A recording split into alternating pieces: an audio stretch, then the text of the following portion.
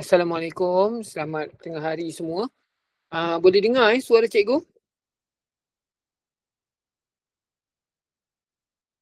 Waalaikumsalam Syifa. Boleh dengar? Okey, baik. So, cikgu ada send dekat dalam grup WhatsApp berkaitan dengan latihan lah. Latihan untuk tingkatan 4. So, cikgu dimaklumkan hari ni tingkatan 5 pun ada join juga. Tak ada masalah sebab preparation untuk SPM pun memerlukan kita study juga tingkatan 4 lah. Jadi hari ni kita fokus dekat tingkatan 4 sahaja. Baik, so pada hari ni cikgu nak tekankan dalam bab 7 pada mana yang ambil SPM pada tahun ni, bab 7 ni masuk dalam listing cikgu. Take note semua.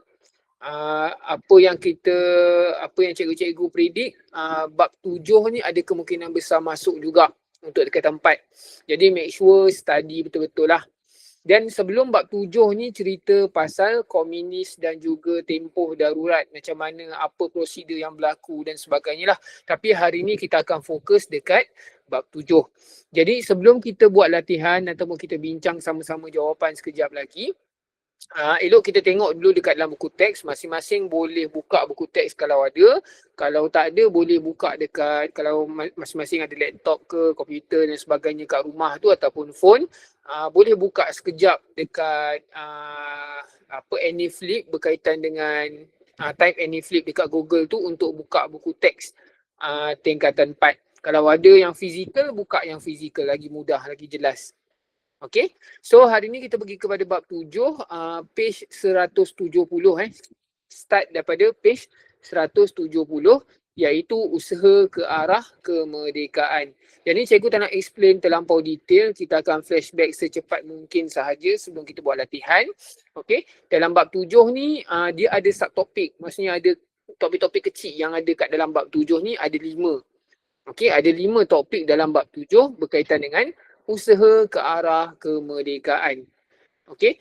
Baik. So apa yang berlaku dalam bab 7 ni iaitu kesedaran politik selepas Perang Dunia Kedua. Kita tahu Perang Dunia Kedua berlaku dan penglibatan Jepun menyerang secara taktik gerila di Malaysia yang menyebabkan negara kita kucing-kacir lah. Tetapi dalam masa yang sama, berlakunya tempoh darurat disebabkan isu komunis, dan dalam sepanjang apa yang kita belajar bab 6 tu diboleh bawa kepada bab 7, kita rangkumkan. Maksudnya rakyat Malaysia ni mendapat kesedaran bahawa kita ni tak boleh sentiasa dijajah. Tak boleh sentiasa lepas British tukar Jepun, lepas Jepun pula nak take over pula dengan komunis dan sebagainya. Kita mesti stand by something. Sebab itulah rakyat Malaysia mulai, sebenarnya daripada awal lagi dah mula sedar, tapi perpaduan antara kaum dan sebagainya, menyebabkan berlakunya usaha-usaha dalam nak mencapai kemerdekaan. Okey. Baik, jadi kita tengok dekat sini, selepas Perang Dunia Kedua tu, pelbagai idea yang diwujudkan oleh masyarakat tempatan bagi mewujudkan untuk mencapai kesepakatan dalam nak mencapai kemerdekaan. Antaranya penubuhan jawatan kuasa hubungan antara kaum, CLC nama dia. Dan benda lain apa lagi yang dibuat? Pembentukan sistem ahli dan juga sistem pendidikan kebangsaan serta kerjasama politik. Ada berapa benda ni? Ada 5 poin dalam bab 7 ni yang diterangkan. Yang pertama CLC, yang kedua pembentukan sistem ahli dekat sini dekat sini, dan yang ketiga sistem pendidikan keempat 1, 2, 3, 4. Okey, 4. Dan yang terakhir kerjasama parti politik. Nanti kita akan tengoklah parti politik berapa banyak yang wujud dan sebagainya, dan semua parti politik ni bergabung dan duduk dalam CLC. Dengan tujuan nak menyatupadukan antara kaum dan juga untuk mencapai kemerdekaan. Jadi dekat bawah ni dia ada tunjuk timeline. Dia ada tunjuk peristiwa apa yang berlaku, fokus ke arah usaha dalam nak mencapai kemerdekaan tu. Pada tahun 1945 wujudnya Parti Kebangsaan Melayu Malaya, Malayan Union. Okey, dan seterusnya 1946, setahun selepas tu United Malay Nation Organisation iaitu UMNO pun wujud, dan pelbagai lagi lah, Persatuan Kebangsaan, Barisan Pemuda Sarawak, Pergerakan Pemuda Melayu dan sebagainya. Dan selepas tu wujudlah putera AMCJA, dan seterusnya. Barulah pada 1949 wujudnya hubungan jawatan kuasa, hubungan antara kaum CLC. Bila dah ada semua ni, bila dah ada UMNO, bila dah ada Persatuan Kebangsaan Melayu Sarawak dan sebagainya, barulah mereka ni bergabung. Mereka ni berpakat antara parti satu sama lain, tak kira pelbagai kaum, wujudkan ataupun buat satu jawatan kuasa hubungan antara kaum.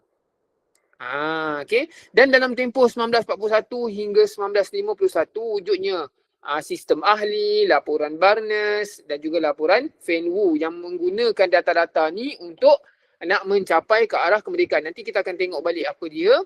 Dan seterusnya Independent of Malayan Party IMP dan juga penubuhan Parti Islam Semelayu setanah Melayu, iaitu PAS lah, pada tahun 1951. Setahun selepas tu, rapat-rapat semua tarikh dia kamu kena ingat. 1951 wujudnya pilihan raya majlis dan juga perbandaran Kuala Lumpur, dan yang paling penting ataupun antara yang terpenting dalam timeline ni ialah 1954, iaitu wujudnya persidangan kebangsaan, ada konvensyen kebangsaan, ada pilihan raya negeri. Dalam tempoh ni lah 1954 ni raja turun padang juga. Raja turun padang dia buat apa? Dia bantu dari sudut kewangan, dari sudut persediaan tempat dan sebagainya. Even raja-raja pun, majlis raja-raja pun turun dalam persidangan ni. Okay. Dan dalam masa yang sama ada laporan Woodhead, dan pada 1955 Perikatan UMNO, MCA dan juga MIC, pilihan raya Majlis Perundangan Persekutuan, dan juga yang terakhir 1956 penyata jawatan kuasa pelajaran 1956. Kenapa ada laporan Barnes? Kenapa ada laporan Woodhead? Kenapa ada orang luar lagi? Sebab ada CLC. Nanti kita tengok kenapa CLC ni, dalam CLC ni siapa yang conduct, siapa yang jadi pengurusi, siapa yang jadi setiausaha dan sebagainya lah. Okay. So kita tengok 7.1 iaitu latar belakang idea negara merdeka. So kamu tengok dekat sini 1933, 1938, 1945, 1946, seterusnya sampailah 1951 cerita pasal penubuhan parti-parti yang ada. Dia start daripada kecil dulu. Sebelum wujudnya CLC, dia ada dulu benda-benda macam ni. Dia ada banyak wujudnya parti-parti lah. Kamu boleh tengok kat sini. Mungkin ada yang dah hafal dan sebagainya. Boleh tengok. Tapi pastikan ingat nama parti tu dan juga tarikh dia lah. Siapa tokoh gerakan dia dan sebagainya. Okay. Ini dekat page 172 sampai 173. 7.1 dia cerita pasal latar belakang idea ni diwujudkan dalam bentuk pelbagai parti pada ketika itu. Okay. So habis 7.1 kita tengok kepada 7.2. Selepas dah wujudnya parti-parti tadi tu, dah wujudnya parti-parti kecil tadi tu, barulah datang idea untuk nak dapatkan kemerdekaan dengan mewujudkan jawatan kuasa hubungan antara kaum. Nama lain bagi CLC ialah Community Liaison Committee. Okay, yang ni kena hafal, tak boleh skip. Yang diwujudkan pada tahun 1949. Okay. Dan matlamat utama dia, bila dia orang bentuk CLC ni, semua parti, kebanyakan parti masuk dalam ni lah. Setuju dengan ideologi yang dibawa, yang mana objektif dia ialah mengkaji hubungan kaum secara mendalam. Itu yang pertama. Kan, dia nak gabungkan semua parti ni tak mudah. Tak mudah nak gabungkan semua parti sebab pelbagai kaum dan sebagainya, pelbagai ideologi dan sebagainya. Jadi tujuan dia ialah nak gabungkan semua ni. Yang pertama. Yang kedua, membetulkan keadaan politik, ekonomi dan juga sosial. Bila banyak parti, kita kat Malaysia ni ada berapa je tinggal kan?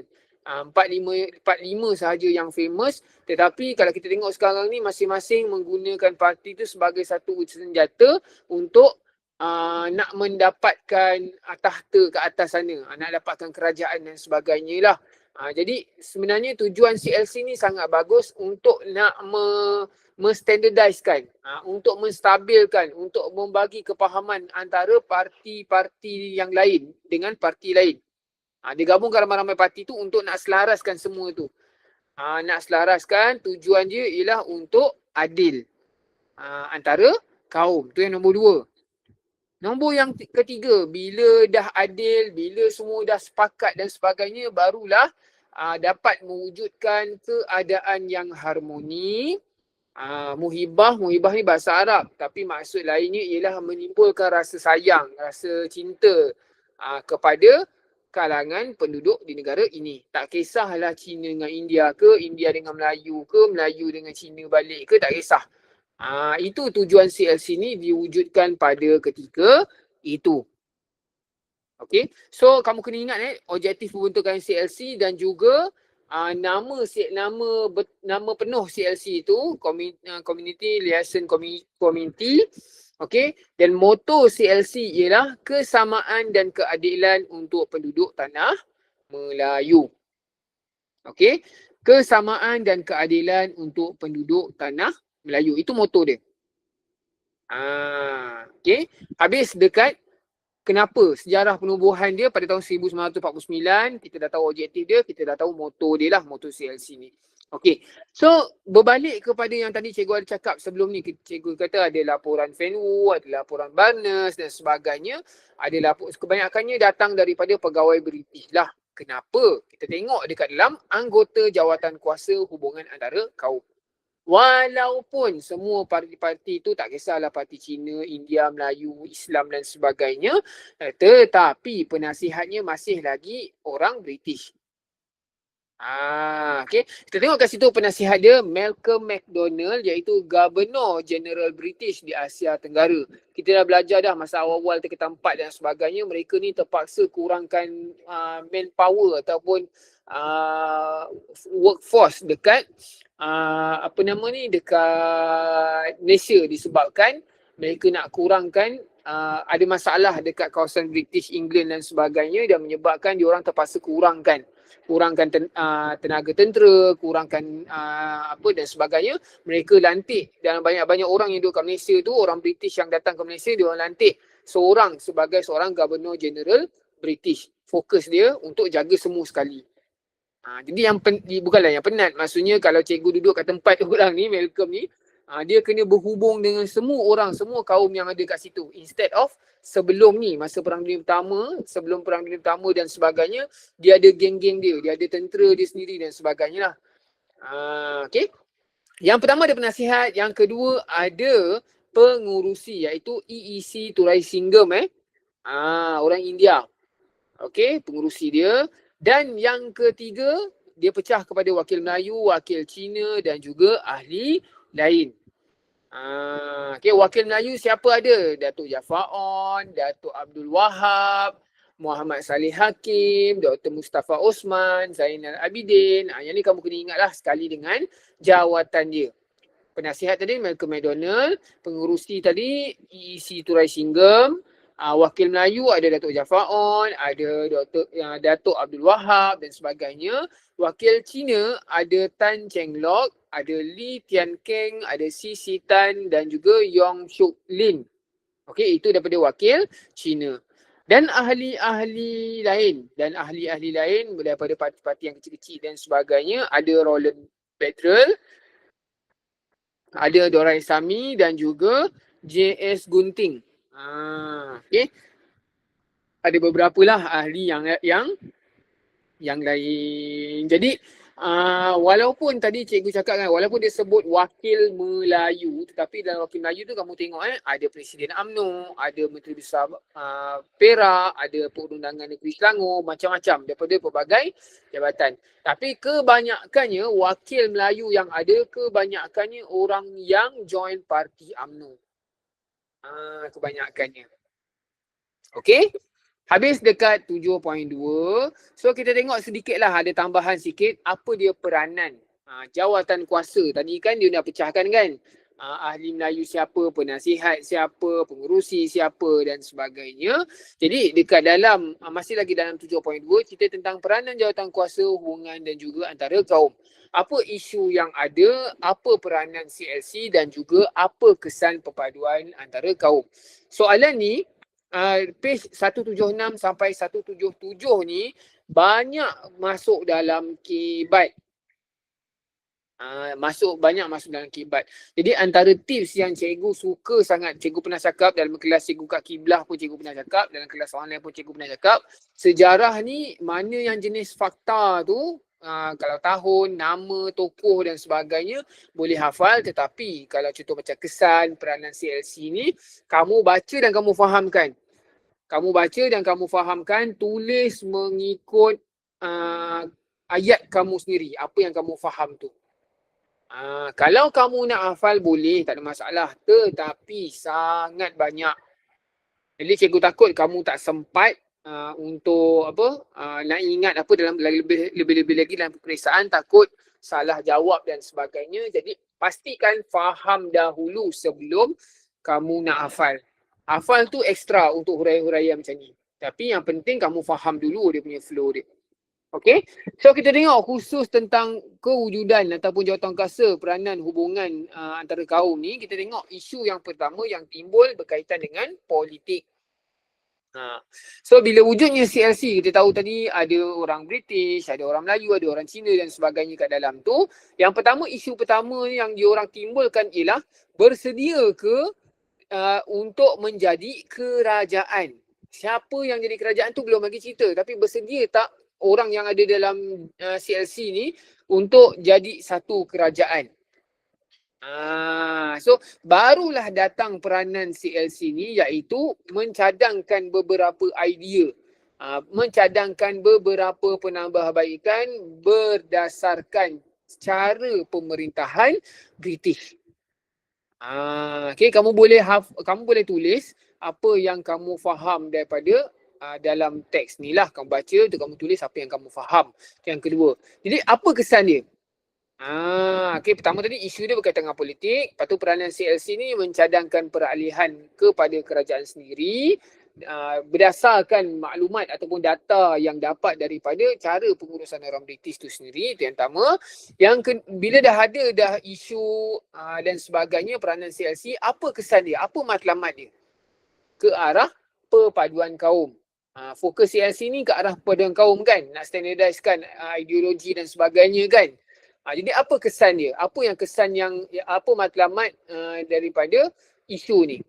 Iaitu pilihan raya diadakan pada peringkat Majlis Perbandaran, Majlis Negeri dan juga Majlis Perundangan Persekutuan. Okay. So bersedia atau tidak, kita tak tahu. Jadi apa yang boleh ialah kita lakukan pilihan raya. Bila ada orang buat pilihan raya ni, maka rakyat akan pilih siapa yang nampak orang yang berkaliber dan sebagainya, pandai, fasih dan sebagainya, tahu cara nak mengurus dan sebagainya. Maka itu salah satu elemen untuk menyelesaikan isu politik. Seterusnya jaga kerajaan yang telah diwujudkan itulah. Okay, itu yang pertama. Yang kedua, kedudukan istimewa orang-orang Melayu. Walaupun dalam CLC tu ada parti Cina, ada orang India dan sebagainya, highlight utamanya cerita pasal kedudukan istimewa orang Melayu. Sebab tanah Malaysia ni ada raja dan rajanya orang Melayu dan sebagainya. Jadi tak boleh nak nafikan bahawa Malaysia ni majoritinya orang Melayu, tanah Melayu dan sebagainya. Jadi sebab itulah isu ni dibangkitkan. Orang Melayu menuntut diperakui kedudukan istimewa sebagai penduduk asal. Itu isu dia. Dia highlightkan. Jadi apa peranan CLC? Bila CLC study balik kes ni, isu ni, mereka bersetuju agar orang Melayu wajar mempunyai kedudukan istimewa. Sebab tu orang Melayu kita ni ada tanah reserve, lepas tu ada bantuan kerajaan dan sebagainya. Bagi orang-orang yang nak buat bisnes dan sebagainya kan. Mestilah kena warga negara, bla bla bla dan sebagainya. Jadi itu antara inisiatif permulaan ataupun starting lah inisiatif CLC memberikan kedudukan istimewa kepada orang Melayu. Jadi apa kesannya? Kesannya kedudukan istimewa orang Melayu di negara ini diperakui dan kepentingan sah kaum lain diiktiraf. Tujuan ni matlamat dia satu je, bagi orang Melayu dapat hak keistimewaan. Yang ketiga, kedudukan ekonomi orang Melayu. Maksudnya kerajaan cikgu gabungkan sahaja kedudukan, bila kita dah tahu kedudukan istimewa orang Melayu. Yang ketiga, kedudukan ekonomi yang mana orang Melayu tidak memperoleh peluang yang sama seperti kaum bukan Melayu dalam sektor perniagaan dan juga perusahaan. Jadi sebelum ni sistem kasta yang telah diwujudkan oleh British, orang Melayu ni biasanya duduk dekat kampung. Duduk kat bandar sikit sangat, ada tapi sikit, tapi banyak duduk dekat kampung. Jadi bila wujudnya CLC ni, tujuan dia ialah untuk menaik taraf kehidupan orang Melayu tu sendiri. Jadi beberapa inisiatif daripada CLC, contoh macam diwujudkan RIDA dan sebagainya, tujuan dia ialah untuk mendapatkan bantuan ekonomi dan kemajuan luar bandar. Bukan saja kat bandar, tapi kat luar bandar pun cuba dinaik taraf. Okey, yang keempat, kewarganegaraan bukan Melayu, yang mana ketegasan orang Melayu terhadap pemberian syarat kewarganegaraan kepada kaum bukan Melayu. Yang pertama tadi kita dah tahu dah cerita pasal kedudukan istimewa orang Melayu, ekonomi, kedudukan ekonomi orang Melayu. Tetapi orang yang dah duduk berkurun-kurun dekat datangan, mungkin dibawa oleh British, China dan juga India datang ke Malaysia ni sebagai kuli dan sebagainya. Jadi diorang bincangkan juga hak kewarganegaraan bagi orang yang bukan Melayu. Jadi antaranya apa inisiatif CLC, iaitu mewujudkan syarat kewarganegaraan. Tetapi sama ada dilonggarkan, diperketatkan dan sebagainya dibincangkan dekat tempat lain lah. Yang ni kita cerita pasal kesan dulu. Dan yang terakhir, pendidikan. Walaupun kita tahu, walaupun majoritinya orang Melayu mendapat hak keistimewaan, tetapi kita tak boleh nak abaikan orang Cina dan juga orang India. Jadi sistem pendidikan ni penting bagi semua kaum. Jadi itulah peranan CLC dan apa kesan dia. Tujuan dia ialah penubuhan jawatan pendidikan untuk mengkaji sistem pendidikan bagi melahirkan pendidikan yang seragam dan diterima oleh semua kaum. Mungkin ada dekat sekolah-sekolah kamu, ada yang orang berbangsa Cina, mungkin ada orang berbangsa India dan sebagainya kan, sekolah sama, sekolah kebangsaan dengan kamu. Dan ada je orang Melayu yang pergi belajar kat sekolah Cina, ada sahaja. India jarang lah orang Melayu pergi belajar kat India, jarang, cikgu tak pernah dengar lagi, tapi mesti akan ada punya untuk dia orang belajar lah. Okey, itu masih lagi dalam 7.2. Habis dekat situ, okey, 7.1 tadi cerita pasal kewujudan parti, 7.2 tadi cerita pasal kewujudan CLC, 7.3 cerita pasal sistem ahli. Okey. So tadi CLC dah wujud. Jadi apakah dia ini? Apakah dia sistem ahli?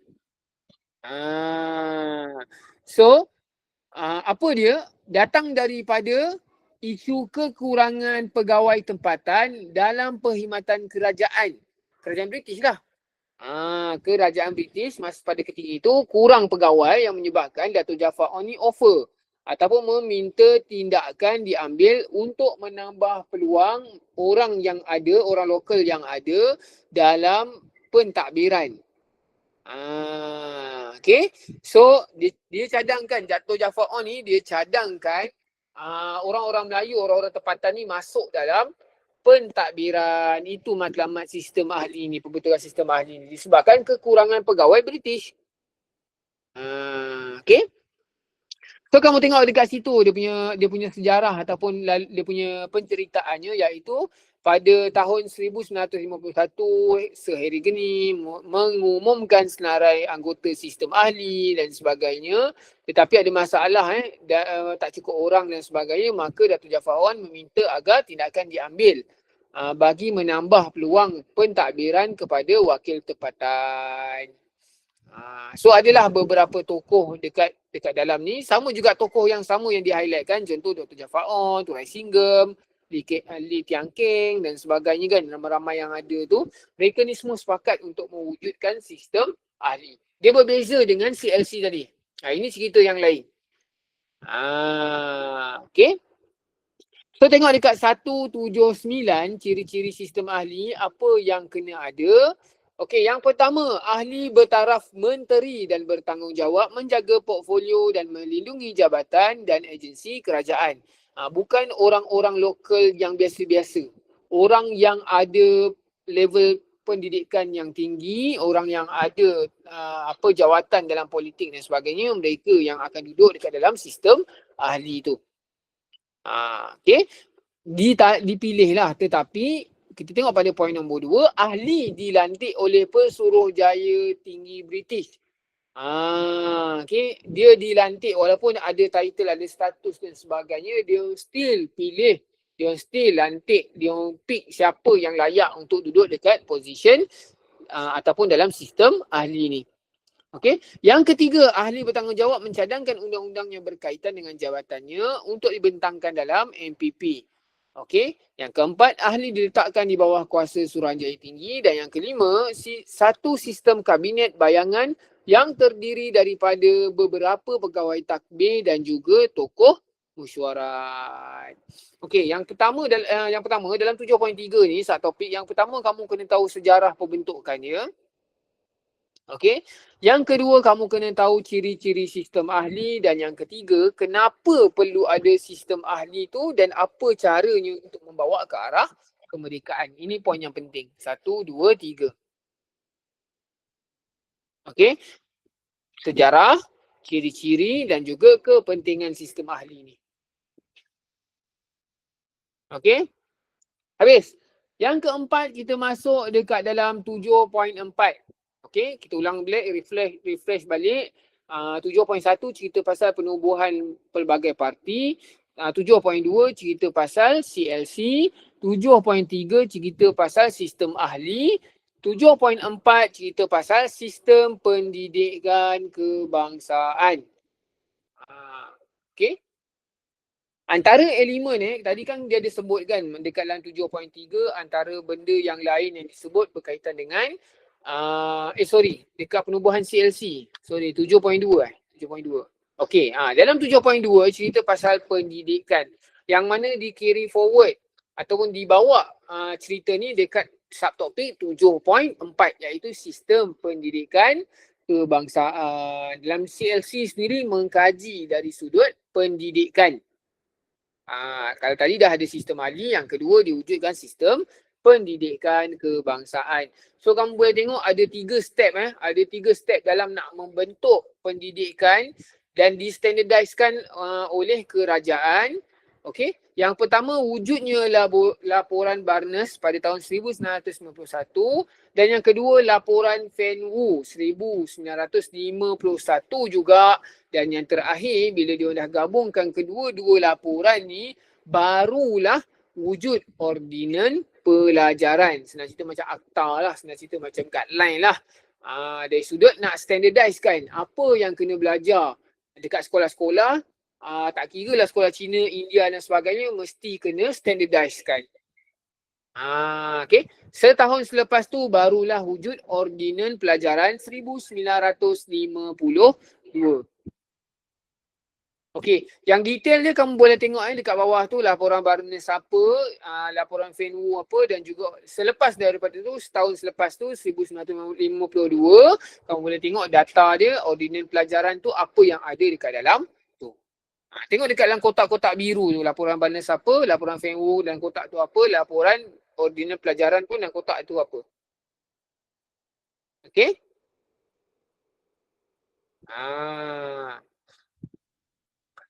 Okey. Selain daripada tu, dia yang utamanya ialah laporan ordinan pelajaran tadi tu. Dan habis dekat ordinan pelajaran tu, maka disebarluaskan ordinan pelajaran tu sampailah dekat Sarawak dan juga Sabah. 3 tahun selepas tu pada tahun 1955. Yang mana diwujudkan satu laporan daripada Woodhead di Singapura dan juga di Sarawak dan juga di Sabah. Tujuannya dia nak bawa masuk ordinan pendidikan tu tadi, ordinan apa tadi? Allahu Akbar. Ordinan pelajaran tadi tu nak bawa masuk dan diterapkan ke pendidikan Sabah dan juga Sarawak. Kan, tetapi disebabkan Sarawak dan Sabah ni dia lambat sedikit dari sudut pembangunan, dari sudut ekonomi dan sebagainya, maka terdapat pelbagai changes lah. Nak memudahkan ataupun nak mengikut kesesuaian di tempat masing-masing. So kamu tengok dekat Sarawak ada apa, dekat Sabah ada apa. Dia ada buat beberapa pindaan lah. Okay, so yang tu boleh fahamkan. Dan seterusnya yang terakhir, daripada ordinan pelajaran tadi tu, yang nombor 3 tadi kan, barulah sampai dekat penyata jawatankuasa, digazetkan. Penyata jawatankuasa pelajaran 1956. Ordinan tu dia macam bukanlah draft, tapi usulan utama lah, senang cerita nak panggil ordinan pelajaran tu. Tapi digazetkan, ditetapkan, dimasukkan dalam akta, dimasukkan dalam Kementerian Pelajaran dan sebagainya pada tahun 1956. Yang mana dihandle ataupun dipengerusikan oleh Datuk Abdul Razak, nama cikgu juga, macam nama cikgu, tapi Abdul Razak Husin lah, selaku Menteri Pelajaran. Cikgu-cikgu je, yang ni dah jadi Menteri Pelajaran. Okey. Ditubuhkan untuk mengkaji semula sistem pendidikan sedia ada. Pendidikan sedia ada ni, sistem pendidikan sedia ada ni sentiasa dikemaskini dari tahun ke tahun. Dari sudut apa? Dari sudut soalan ke, kayak apa yang kita nampak lah sebagai student ataupun cikgu.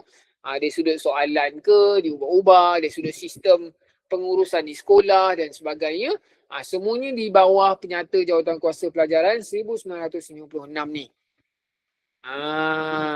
Okey. Dia tak sama. Kalau sama maksudnya orang lain macam, yelah kita ada 10 bab kan. Kalau setiap tahun keluar 1 sampai 5 bab aja statik ya, daripada 5 tahun lepas, maka orang hafal 1/5 je. Orang tak nak ambil dah 6 sampai 10 punya bab tu. Orang malas nak baca. Sebab itulah setiap tahun dia orang ubah-ubah format soalan dan sebagainya lah, berbincang. Supaya ada kreativiti kat situ. Dan macam biasa kamu boleh tengok dekat kotak yang colour biru tu, itu ialah poin-poin penting setiap 5 poin yang dikeluarkan dalam 7.4 ni. So ada pertama tadi ada laporan Barnes, lepas tu ada laporan Fenwu, barulah diwujudkan ordinan pelajaran. Ordinan pelajaran 1952 ni dia punya core dia, dia punya starting dia. Selepas tu dibawa oleh Woodhead ni, bawa ke Sabah dan juga Sarawak pada 1955, dan terakhir barulah dimasukkan, digazetkan, masuk dalam penyata jawatankuasa 1956. Okey. Dan yang terakhir dalam subtopik dalam bab 7, subtopik 7.5, iaitu penubuhan parti politik. Sebenarnya untuk bab 5 ni dia dah recall, dia dah recall, dia macam recap lah apa yang berlaku pada 7.1. 7.1 tadi kita dah tengok kan, setiap tahun ada je penubuhan parti-parti politik. So dekat dalam 7.5 ni dia recap balik lah, dia ulang balik apa parti-parti yang ada, yang wujud dalam tempoh usaha dalam mencapai kemerdekaan. So yang ni kamu boleh tengok sahaja. Kamu boleh tengok Parti Melayu PKMM, siapa dia, bila ditubuhkan, dan juga PKMS, API apa, PPM apa, UMNO apa dan sebagainya. Dia dah mudahkan kamu untuk kamu nak faham dan juga hafal. Itu secara general. Okey, habis. Itu secara total apa yang berlaku dalam bab 7. Simple sahaja, ini berlaku selepas daripada Perang Dunia Kedua, selepas komunis dan sebagainya lah. Jadi matlamat utama dalam bab 7 ni kebangkitan masyarakat tempatan dalam nak menuju ke arah kemerdekaan. Bukan tak ada, tetapi sebelum-sebelum ni, bukan tak ada sebelum ni, tetapi tak menyeluruh, tak bersatu padu antara kaum dan sebagainya lah. Selepas daripada komunis dan sebagainya itu, lepas Perang Dunia Kedua, barulah mereka ni ambil inisiatif untuk bergabung. Jadi wujudlah CLC, sistem ahli, sistem pendidikan dan sebagainya lah. Okay, so jelas tak? So far okay, clear? Kalau parti politik ni, sorry cikgu baru buka ni. Kalau parti politik, ni cikgu kena hafal apa je. Okey, kalau parti politik,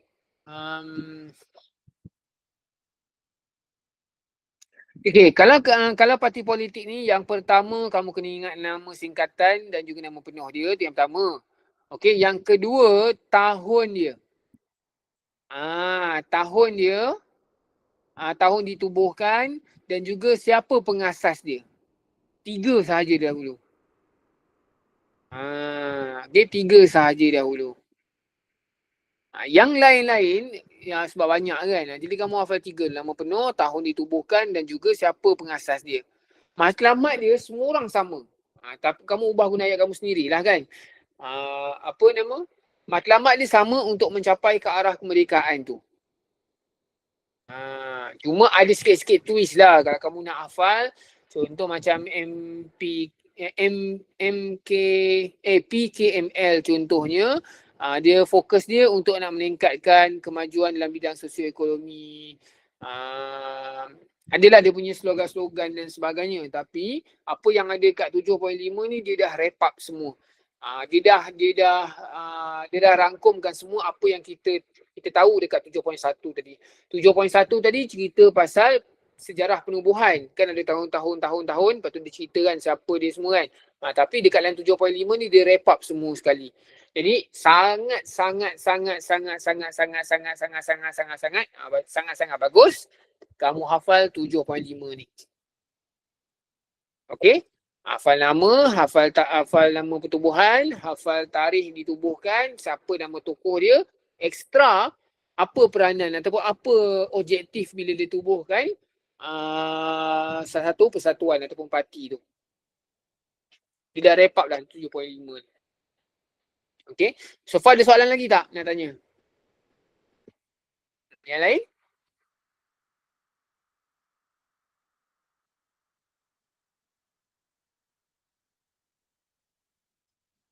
Okey. So, kalau tak ada, kita pergi kepada latihan. Okey. Kita pergi pada latihan. Cikgu ada bagi dekat dalam kamu punya WhatsApp.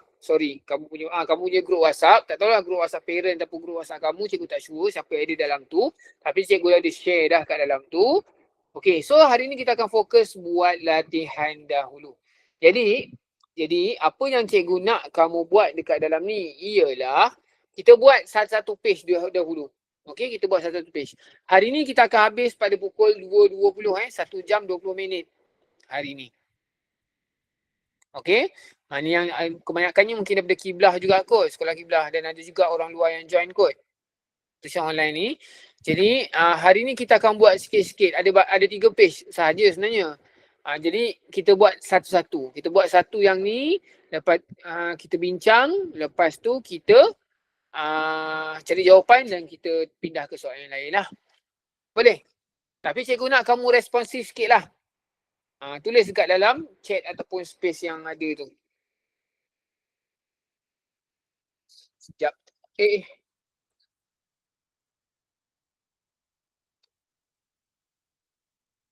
Sekejap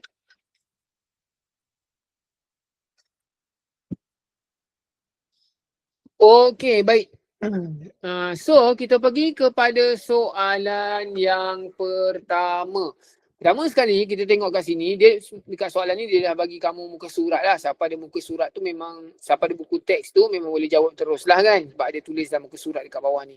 Tapi apa yang kamu kena highlightkan ialah, ni biasanya untuk tingkatan 4 dan juga tingkatan 5, satu markah satu soalan. Satu markah satu soalan. Satu markah satu jawapan. Okay.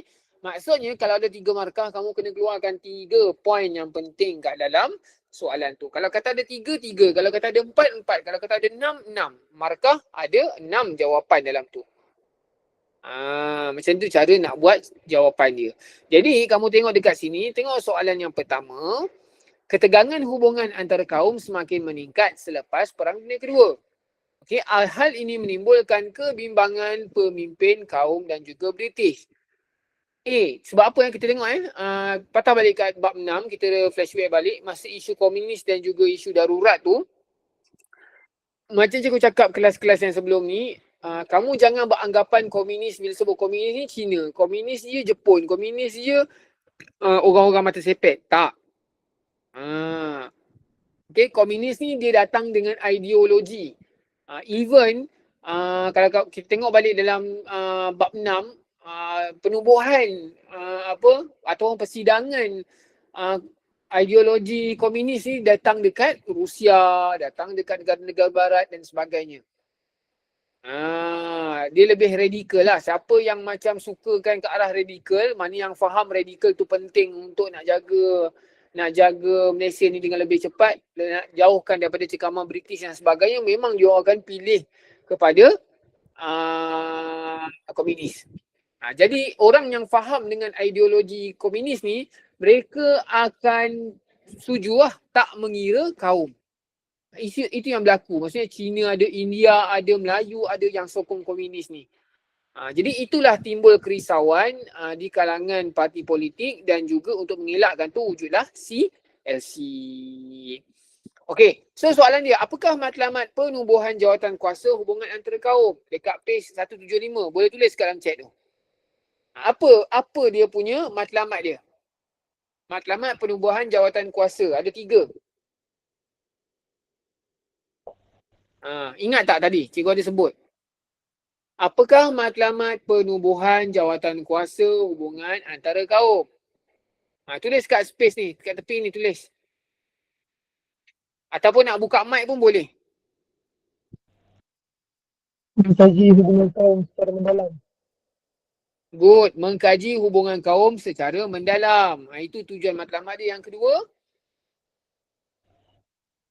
membetulkan keadaan politik, ekonomi dan sosial. okay, good. Membetulkan keadaan politik, ekonomi dan juga sosial. Dan yang ketiga, mewujudkan keadaan harmoni dan muhibah dalam kalangan penduduk. Okey, terbaik. Siapa yang jawab tadi tu?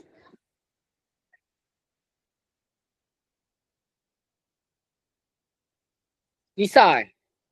Lisa yang jawab. Oh, Farid. Okey, good Farid. Kalau nak tengok dalam buku teks pun boleh. Hafal sesimpel yang tu saja. Ingat objektif hubungan antara kaum ni, CLC ni sangat banyak. Sangat gerak. So, pastikan hafal. Ini simple saja. Hubungan antara kaum, apa objektif dia? 3 tadi. Mengkaji hubungan kaum secara mendalam. Membetulkan keadaan politik, ekonomi dan juga sosial. Dan yang ketiga, mewujudkan keadaan harmoni dan muhibah dalam kalangan penduduk. Okey, Pak An, Akil pun okey tak? Okey, baik. So, kita pergi kepada soalan nombor 2. Jelaskan isu yang timbul dan perlu diselesaikan oleh jawatan kuasa ini. Apa masalah yang timbul? Apa isu yang timbul? Tengok balik dekat page 176. Cikgu dah boleh bayang dah muka surat tu, dia bukan kesan tau.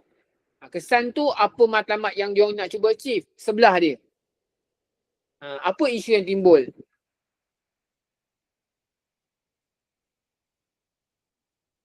Dekat 176, volunteer. Siapa nak buka mic, boleh buka mic. Siapa yang nak tulis, type. 3 je, walaupun dekat dalam point tu ada 5. Cikgu dah spill lah.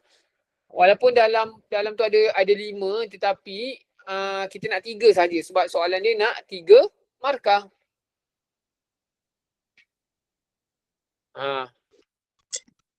Apa isu yang timbul? Okey. Isu yang timbul ialah kedudukan istimewa orang Melayu. Kedudukan istimewa orang Melayu. Okey, betul. Satu. Lagi? Kedudukan ekonomi orang Melayu dan Okey, betul. kewarganegaraan bukan Melayu. Okey, good. Awak pilih yang tu lah kan. So dia ada 5 dekat 7.2 seingat cikgu, betul tak? Dekat 7.2 kan? Betul. Dekat 7.2. Ni. Kat sini.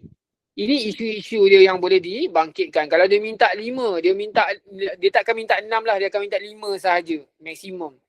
So kalau tadi soalan tadi dia minta 3, so kamu keluarkan 3 lah. Politik. Dia sudut politik apa, kamu kena keluarkan yang ni. Jangan keluarkan yang ni tau. Ni dia punya kategori sahaja. Yang ni, isu dia. Okay. Bagus. Tuntutan orang Melayu, kedudukan istimewa orang Melayu, kedudukan ekonomi orang Melayu, kewarganegaraan kepada orang bukan Melayu. Habis. Okey. So kita tengok C. Jelaskan kesan sekiranya rakyat negara kita tidak mengamalkan sikap bersatu padu.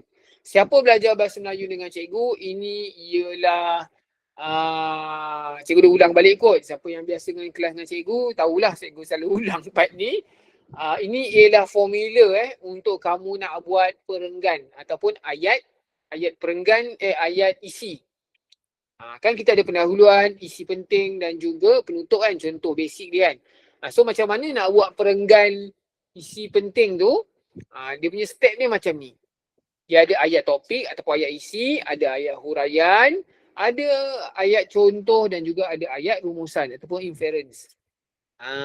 Huraian dengan huraian lanjutan tu kamu boleh tengok, boleh tulis lebih bergantung kepada berapa patah perkataan yang kamu kena buat. Kalau atas daripada 350 patah perkataan tak ada masalah kamu nak tulis huraian dan juga huraian lanjutan. Okay, tapi kalau contoh bawah daripada 120 patah perkataan ke, bawah daripada 150 patah perkataan ke, tulis sesimpel yang mungkin. Tapi kalau dalam format yang 350 patah perkataan, kertas 1 seingat cikgu bahagian B untuk bahasa Melayu, kamu kena tulis full lah. Jadi masalah orang bila orang tulis karangan ni, dia tak tahu nak susun apa. Lagi-lagi dekat isi. Pendahuluan dengan penutup dah tahulah. Tapi step untuk nak tulis perenggan isi ni orang lost. Jadi ini adalah salah satu contoh untuk memudahkan kamu, praktis kamu untuk kamu nak jawab bahasa Melayu juga. Okay? So kita tengok dekat isi, dia dah bagi dah point dia, ayat topik dia, apa yang kamu perlu huraikan. Dia dah bagi dah. Sebenarnya soalan macam ni sangat senang kalau keluar. Sangat senang sebab dia tak ada jawapan yang salah, dia tak ada jawapan yang betul asalkan kamu ikut poin penting yang dibagi isi tu, ayat topik tu. Okey.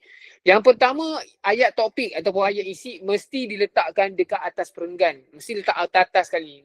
Bila kita nak mulakan perenggan isi, mesti kena letak poin kita tu dekat atas sekali.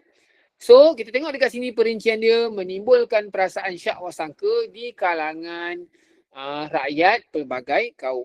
So yang ni kalau tak ada dalam muka surat, tak ada dalam buku teks, jadi kamu boleh tulis sendiri apa yang cikgu cakap.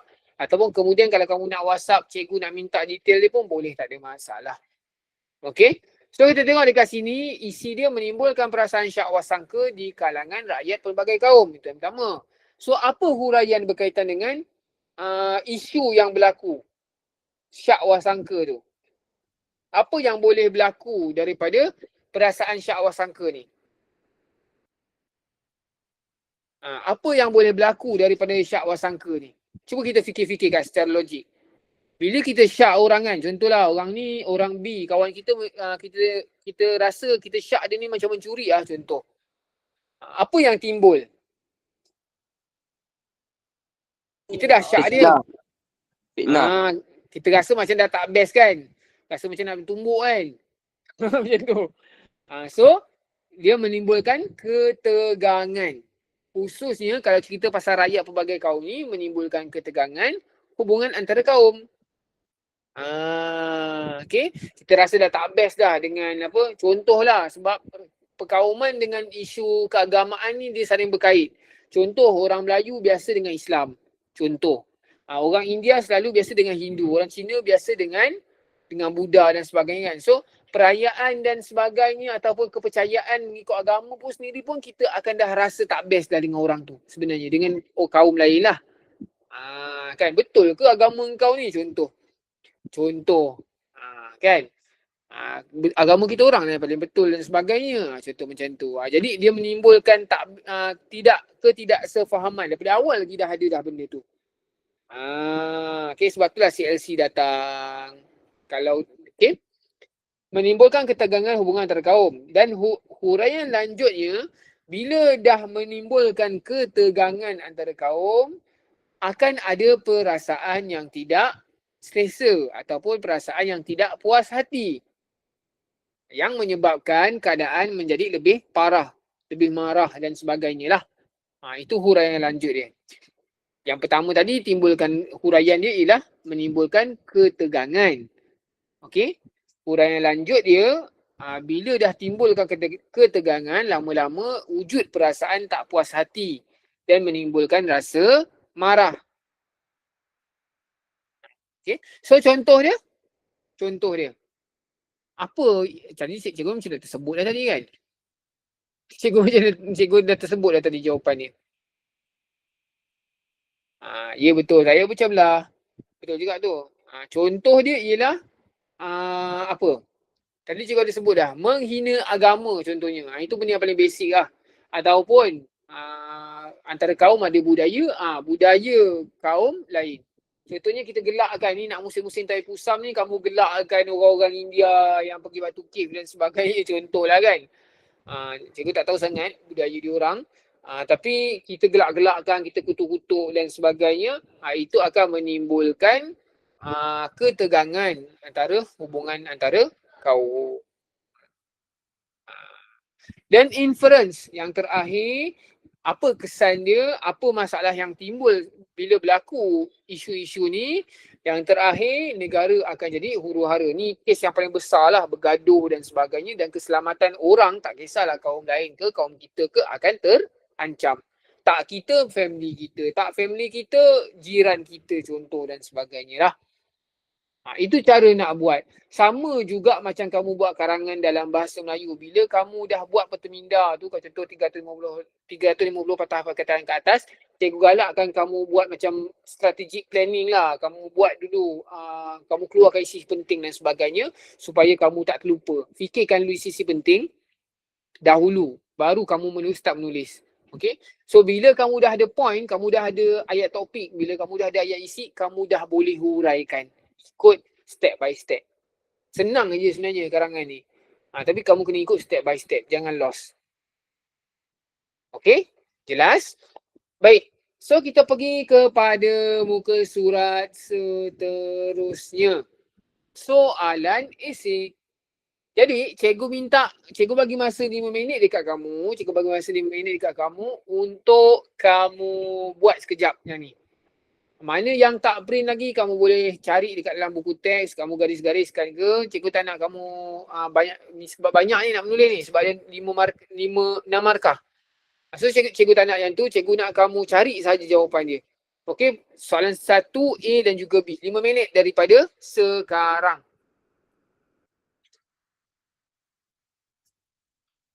Okey, 2 ni sahaja dahulu.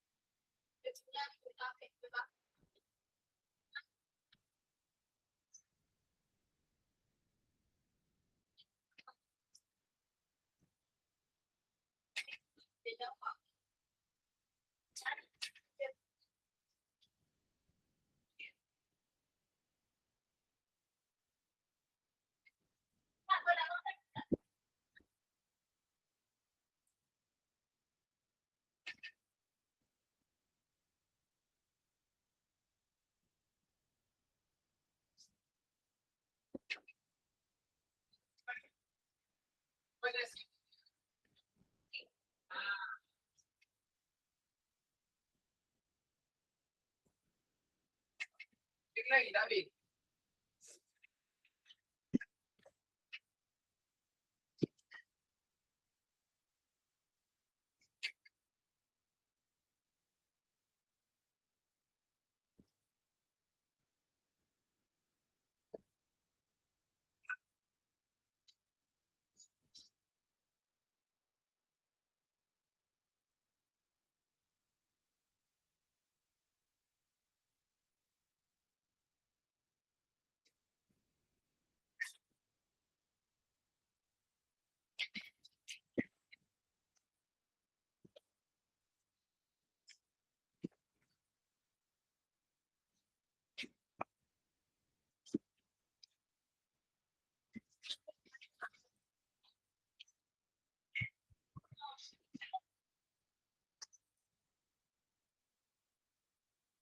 Oh, saya terpakai email lain ni.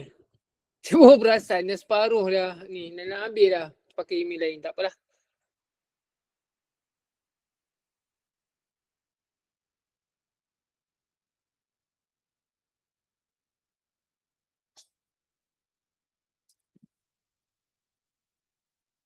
Okay dah. Dia dapat dah jawapannya.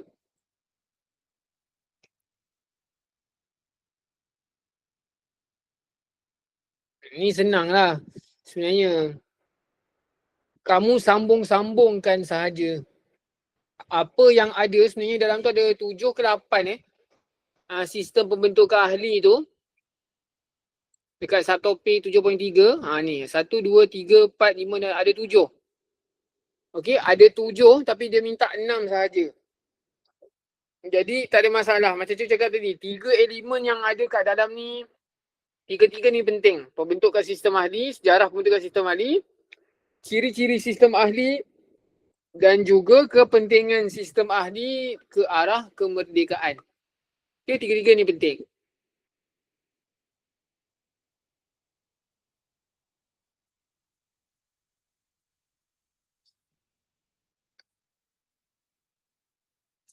Jadi kita tengok dekat sini, huraikan latar belakang pembentukan sistem ahli. Yang pertama start daripada 1951. Okey, iaitu Sir Harry Gurney mengumumkan senarai anggota sistem ahli. Sistem ahli itu yang pertama. Yang kedua, sistem yang melatih penduduk tempatan mentadbir Persekutuan Tanah Melayu. Poin yang ketiga, beberapa anggota Majlis Perundangan, okey, diberi tanggungjawab terhadap beberapa jabatan dan juga agensi kerajaan. Okey, yang keempat, ada latihan. Okey, latihan kepada penduduk tempatan berkaitan dengan pentadbiran negeri sebelum British memberikan kemerdekaan. Dia dah praktis dah dulu. Okey, yang kelima dilaksanakan pada bulan April hingga bulan Jun sebelum pilihan raya Persekutuan 1955. Dia orang praktis dulu. Okey.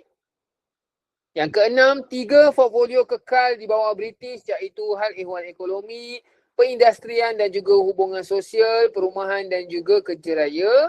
Dan yang terakhir, ekstra pada tahun 1954 berlaku rombakan sistem ahli.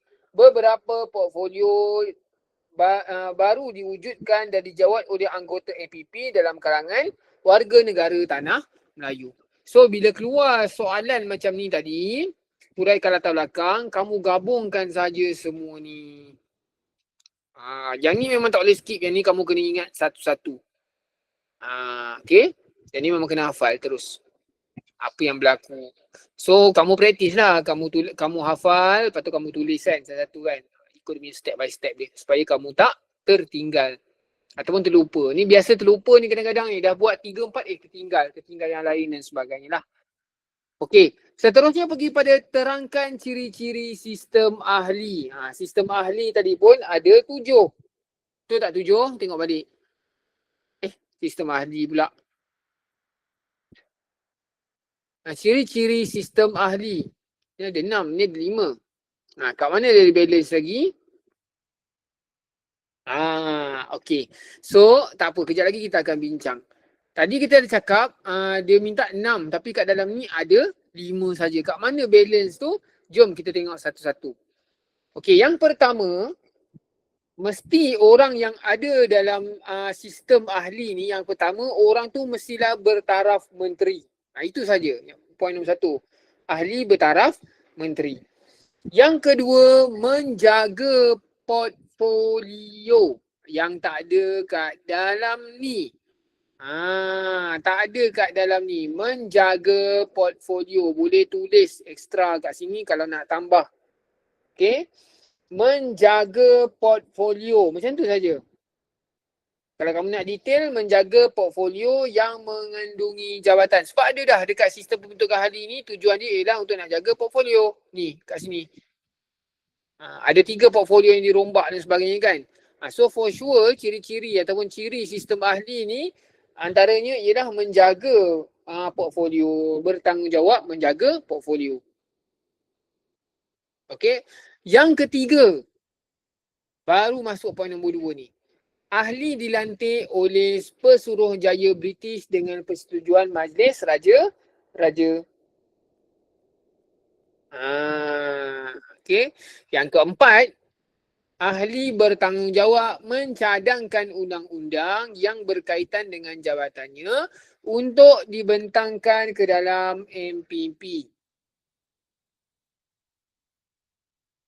Okey. Yang kelima, ahli diletakkan di bawah kuasa Suruhanjaya Tinggi. Dan yang terakhir, satu sistem kabinet membayangkan bayangan yang terdiri daripada beberapa pegawai takbir dan tokoh masyarakat. So ingat, antara kalau dalam gambar ni 1, 2, 3, 4, 5 ni, dekat nombor 1 ni, selepas nombor 1 ni bukan yang ni tau. Ada tambah satu lagi. Kamu gariskan, kamu conteng gariskan. Kamu tulis kat situ, bertanggungjawab. Nombor 2, bertanggungjawab menjaga portfolio. Soalan ni kadang-kadang dia keluar 3, kadang-kadang dia keluar 6. Soalan ciri sistem ahli ni. So pastikan tambah satu lagi tu ialah menjaga, bertanggungjawab menjaga portfolio. Boleh salin kat situ? Menjaga portfolio, salin.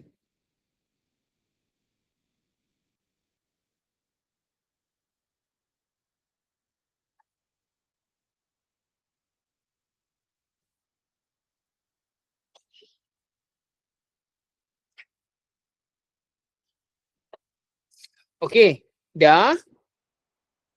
Dan yang terakhir, sama juga macam tadi. Yang ni cikgu bagi masa juga 5 minit. Yang ni kena hadam lah, kena bincang, kena fahamkan lah. Tadi cikgu dah bagi dah kan, step by step macam mana cara nak buat.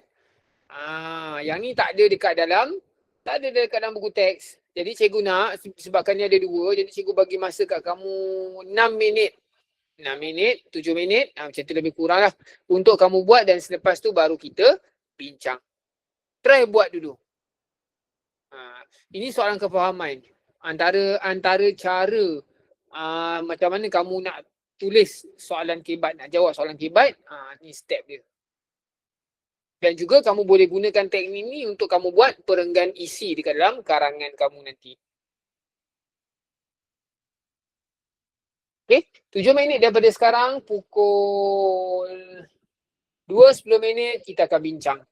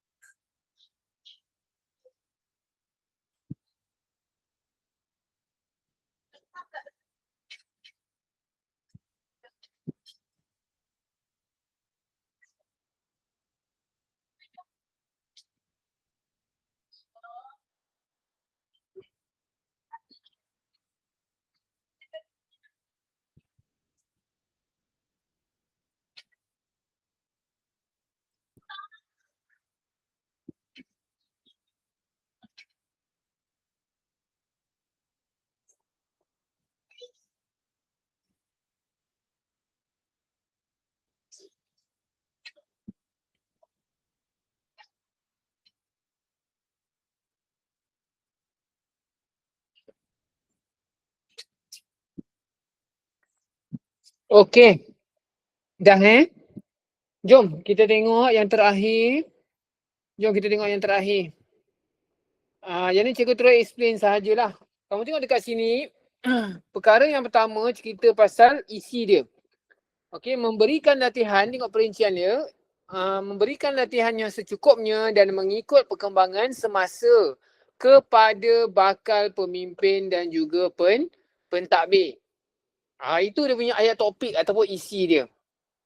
Okey. So kita tengok dekat sini dia punya huraian dia ialah mengadakan lebih banyak kursus ataupun latihan lanjutan dengan kerjasama pelbagai agensi. Sistem pentadbiran yang cekap dengan sistematik ni kita boleh laksanakan dengan memberikan latihan yang secukupnya. Ayat topik dia tadi, ayat isi dia tadi kan. So apa huraian dia ialah tambah lagi.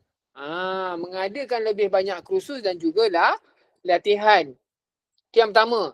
Yang kedua, kita dah bagi dah kursus, dah bagi dah latihan kepada orang yang tertentu kan. So apa lagi yang kita boleh tambah dalam huraian lanjutan ni ialah apa? Memberikan penghargaan, memberikan inisiatif kepada orang-orang yang menunjukkan prestasi yang baik. Okay. So kalau sistem pentadbiran bagus, kerja bagus dan sebagainya, dapatlah bonus, naiklah increment gaji dan sebagainya lah. Itu huraian lanjutan. Contoh dia ialah menubuhkan pusat latihan pentadbiran di setiap negeri. Maksudnya setiap negeri ada pusat latihan dia supaya orang lebih cekap, lebih kemas, lebih teliti dalam urusan pentadbiran. Dan inference dia, kesan dia bila dekat setiap negeri ada pusat latihan dari sudut pentadbiran ni, apa kesan dia? Akan melahirkan pegawai ataupun pentadbir yang cekap. Okay. Itu sahaja. Maksudnya daripada sudut latihan, apa yang boleh? Bagi kursus, bagi latihan, bagi inisiatif, bagi penghargaan. Dan selain daripada tu, wujudkan pusat latihan di setiap negeri dan kesan dia, inference dia ialah pegawai lebih cekap. Macam tu.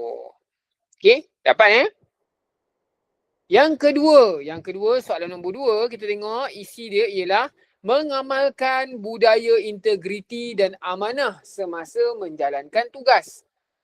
Mengamalkan budaya integriti. Integriti ni apa?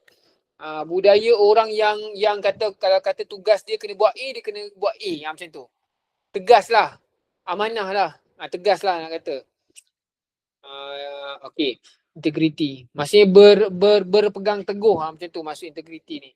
Semasa menjalankan tugas. Okey, huraian dia ialah macam mana boleh dibuat? Macam mana melalui sistem pentadbiran ni kita boleh mewujudkan sistem pentadbiran yang kemas, sistematik, cekap dan sebagainya. Okey, macam mana nak wujudkan budaya integriti dan amanah semasa menjalankan tugas? Huraian dia ialah memberikan pendedahan kepada pegawai. Memberikan pendedahan kepada pegawai dan pentadbir tentang tanggungjawab yang dipikul. Berikan pendedahan kepada pegawai dan pentadbir tentang tanggungjawab yang dipikul. Tak kisahlah kalau kerja kat custom ke, kerja kat mana-mana ke dan sebagainya. Mesti ada orang yang akan, tugas dia akan memberikan pendedahan supaya sentiasa ingat tentang perkara tu dan sentiasa menjalankan budaya integriti tu dan juga amanah. Okey? Dan huraian lanjutnya menerapkan amalan agama. Kita dah tambah tadi ekstra kan? Kita dah tambah dah tadi pendedahan tentang job skop kerja dan sebagainya. Dan huraian lanjut dia ialah menerapkan amalan agama dan nilai murni. Okay, tadi pendedahan kepada pegawai dari sudut skop kerja.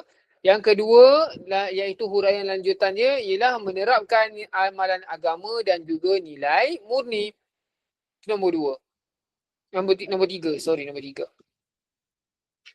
Contohnya kadang-kadang ni orang keliru sikit macam nak buat. Kamu boleh gunakan apa-apa saja tema. Contoh, slogan pun boleh. Slogan. Contoh dia seperti bersih, cekap, amanah. Contoh. Kalau polis apa polis? Siapa tahu slogan polis apa? Cikgu pun tak tahu. Apa slogan polis? Siapa tahu slogan polis apa? Biasa kalau pergi polis tu ada pergi balai polis ada slogan kan, biasa dia tampal. Tegas, adil dan berhemah. Tegas, adil dan berhemah. Berhemah. Tak tahu betul tak? Sedia berhikmat, cepat dan betul. Mesra, cepat, betul. Oh, dia berubah-ubah. Okey, dia berubah-ubah ikut tahun.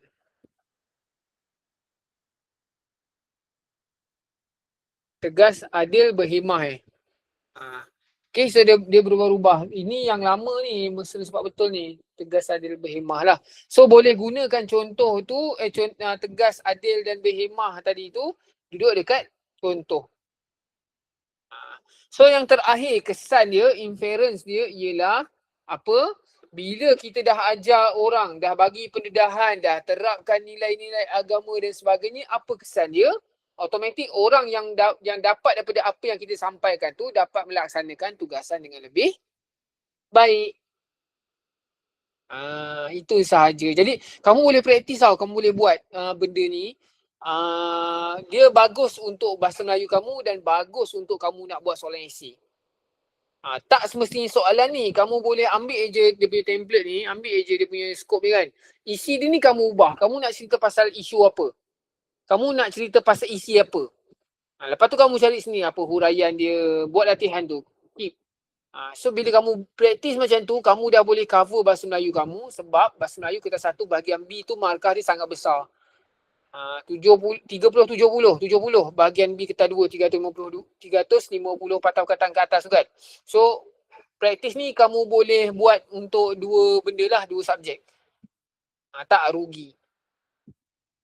Okey, untuk soalan kebat boleh, untuk soalan karangan respon terbuka pun boleh, tak ada masalah. Okey. Jadi cikgu rasa sekadar itu sahaja dahululah untuk sesi pada hari ini. Kita dah touch up bab 7. Nanti mungkin sesi-sesi kemudian kalau kata kita masih lagi ada buat online dan sebagainya, mungkin kita akan touch up bab 8 ke, bab 5 ke dan sebagainya lah. Ada beberapa topik yang cikgu ada sebut hari itu, beberapa, dan kita akan gunakan data tu untuk kita study bab-bab yang khusus. Okey, so cikgu rasa sekadar itu sahaja dahulu untuk kelas kita pada hari ini. InsyaAllah kita akan jumpa lagi pada lain sesi kemudian hari dan sebagainya. Assalamualaikum dan terima kasih semua. Bye-bye.